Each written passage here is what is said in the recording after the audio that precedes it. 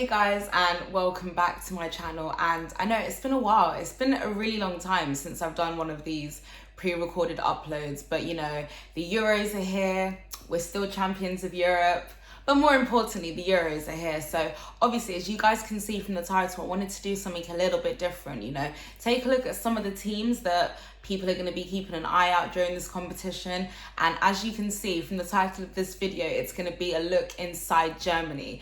And of course, I wanted to get somebody who's familiar with the team, familiar with the country, because, you know, obviously they do associate from there. It is their roots as well. So I'm going to hand this over to Mr. Aaron United. He's got a few questions that I asked him to answer. So Aaron, over to you.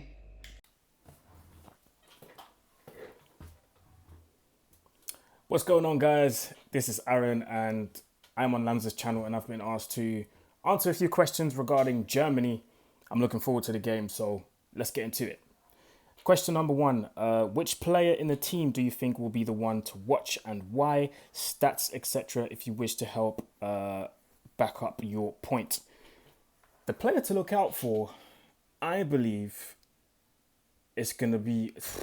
I don't really think there's one player to watch out for, to be honest. Because I was going to give a name, but then you have so many other names. You know what makes us so strong is the fact that there's not one star player.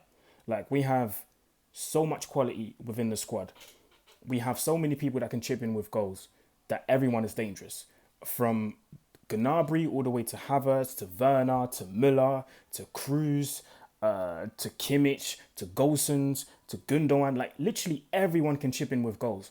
So to pick up one player would be a bit unfair because everyone can chip in with goals, to be honest.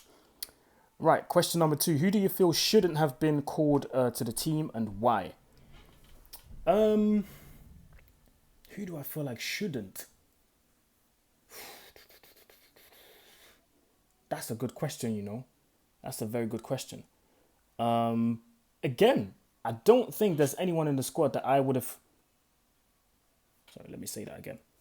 I don't think there's anyone in the squad where I'm thinking he shouldn't have been in the squad, because everyone that's in the squad, in my opinion, deserves it. You know, everyone has done their part, you know, with their respective clubs and whatnot. So I think everyone that's in the squad actually deserves it. This is a very strange response, but I actually do think that.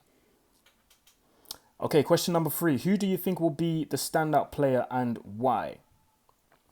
The standout player now, this I can tell you, I think it's going to be Thomas Müller. I think Thomas Müller is going to be the standout player, but not really standout, but I would just say the key. I think he's going to be the key. He's going to be that link between our midfield and our attack.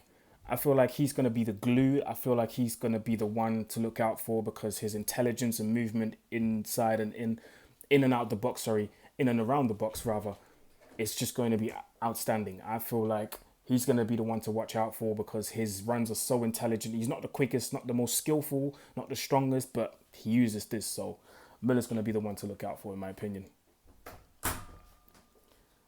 And finally, where do you think Germany are capable of placing in this competition? And according to their team, on average, how many goals per match? How many goals per match? I would say probably two. 2 every game seems fair. And where do I think we'll go? I honestly believe we can go all the way. If we can go to the semi-finals, that would be a huge achievement already. Because, you know, the last time we played in the major competition, we all know what happened. 2018, we crashed out in the group stages. That was just terrible. Completely terrible. So I would probably say semi-final seems fair. But if we go to the quarterfinals, for me, that's all right as well.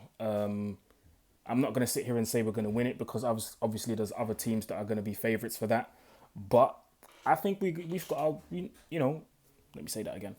I think we've got a part to play in this competition. So yeah, thank you, Lance, for having me on. Make sure you subscribe to her channel, guys. Make sure you support her all the way, and I'll see you guys soon.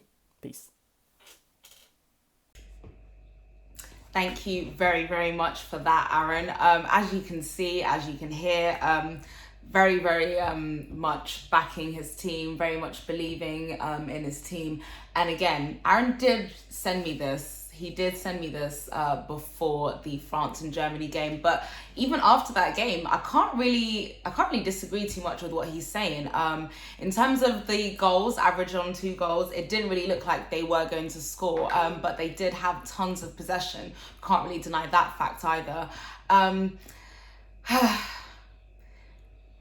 I think I have to agree, there is a good mix of players there, and after one game, the chances of them going to the semi-final is still very much alive. I don't doubt they have a very tough game up against Portugal next, which is not going to be easy. But what we did see, and what Aaron did make a good point on actually, is that they have players that can link that midfield very well. And one player he highlighted was Thomas Muller, and even though he maybe wasn't at his best in the French game, you can see that he was so pivotal and vital in linking that midfield. And they did have the majority of the possession, but in the end, not really doing anything with it, and suited France perfectly because they were hitting them on the counter press attack. But it'd be interesting to hear Aaron's opinions and stuff as the group games progresses and stuff. But honestly, I can't really disagree with that and highlight some very, very good points as per usual. But yes, guys, thank you very much for taking a look inside Germany with myself and Aaron. Please like the video, share, subscribe, and I'll be back with another one soon.